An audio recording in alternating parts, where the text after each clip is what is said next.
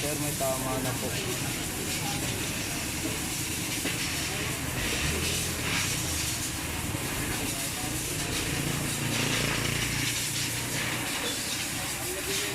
Isa lang walang tama, sir.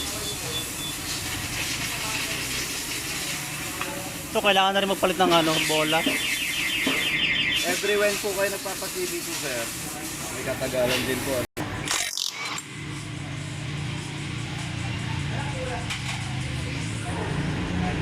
Naka-regroup ka na. Nice. Maganda din.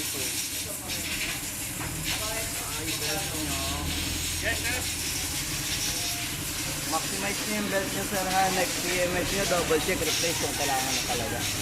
Ano yan? Kinapalit na rin yan? Hindi po. Sa ngayon po, ma-maximize natin siya.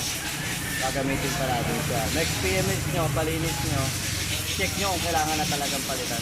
Kaya pa naman to. Kaya pa. Ay, di naman ako naglo-long ride eh. Oo. Trabaho bahay lang naman ako. Yes po, maximize natin, sir, yung usage. Sir, meron tayo splash ng grasa po. Magpapalit lang. Yeah.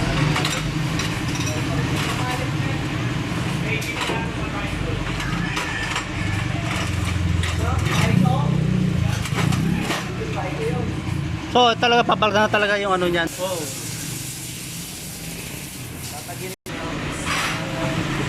Sir, may splash ka na ng grasa sa loob mismo. Anong cost niyan? Ito Yung po, ano? yung oil spill po dito. Ayan, may splash ng grasa po. Sa loob na nag-i-splash.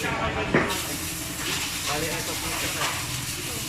Diyan ang galing. Yes po. Ito ang oil spill na maliit na to. Magre-replace din po tayo.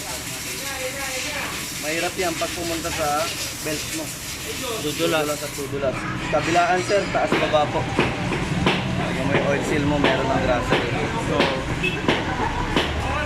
Tapos, ito po, considered natin to na disposable tong mga o-ring na to. Yan, yung maliliit na o-ring na yan.